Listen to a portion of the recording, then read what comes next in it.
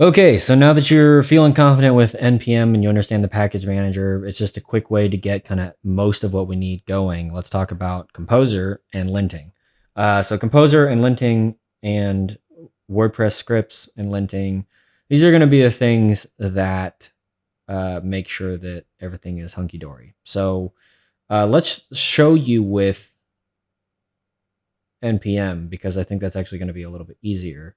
So if I go to package.json, or you might have this npm scripts things down here, I'm just going to run this lint JSX because I wrote JSX in a previous example. I'm going to navigate up. You don't have to do this, but I'm going to navigate up to my public, which is where it just would be, and run npm run lint JSX. And that's going to examine my code and say, hey, init slider is defined and never used, and new slider is not defined. So it can do that.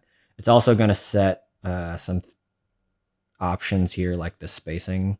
And actually, that comes from this prettier config. So if I just cut that out, then I save, you can see it. Those are the kind of prettier default styles and things. But this is how WordPress wants it. So now on save, it updates it to be how WordPress wants it, because WordPress be a diva like that. So basically what we're going to do is we're going to do the same thing, but for PHP. That way we have uniform looking PHP code. Now I've gone ahead and gone through and made some choices about the standard WordPress bundle, about things that I find are helpful or annoying. But the first things first is, okay, double check again that you have access to Global Composer. Great. In your extensions, you're going to want to make sure that you have PHP Sniffer installed.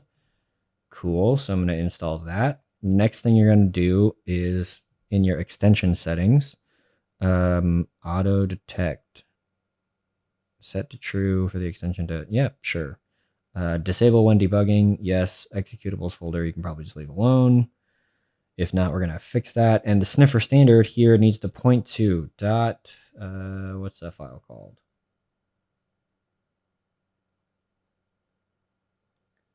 All right. Dot phpcs dot xml dot dist. So PHP code sniffer xml dot dist. So this is what I kind of worked with. So it's going to throw some things and ignore some things, whatever. Great.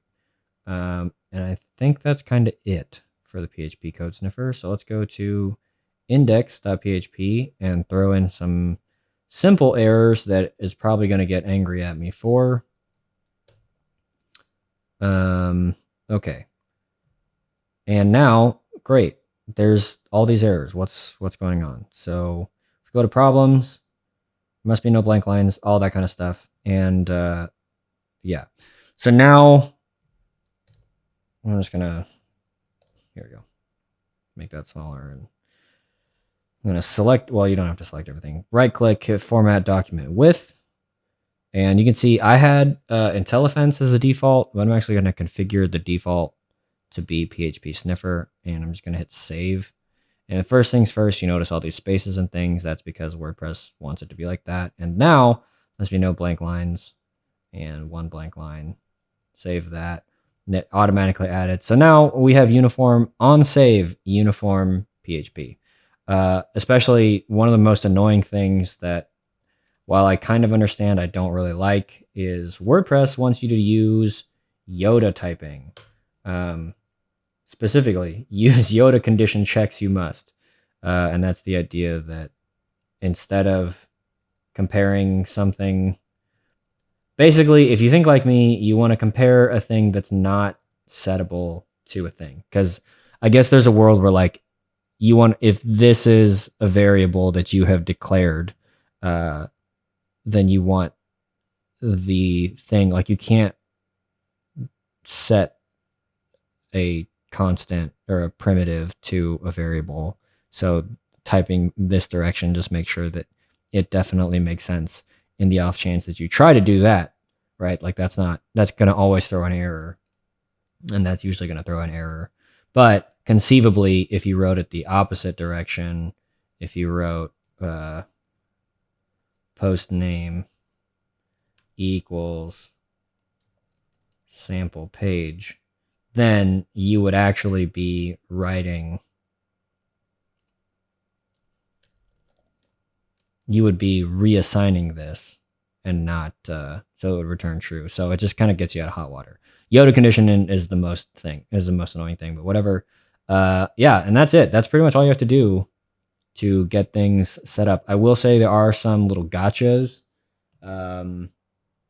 And I think it's because I'm writing with PHP 8. So you might see this come up every now and then. phpcs ignore squiz.commenting.file comment.missing. So specifically, if I don't have that, then it's missing this file.comment. But clearly, this exists. So I just dropped that in there. Same thing for here. WordPress security, escape the output. Output is not escaped. But if I escape the markup, then it doesn't actually print HTML, which I want it to do. So I just dropped that in there to make that. So if you need to ignore some things, and that's going to directly relate to this squiz.commenting.file comment missing. So same kind of thing. If I drop that, save, then we get a new error, php wordpress.security. So you just need to write this in a comment, phpcs : ignore, and then the thing that you're ignoring. The big ignore rules are set in this phpcs xml dist file. So all in all, that's how you work with PHP linting. And now when we push things to GitHub, we won't have to deal with white space changes. So hooray, everyone.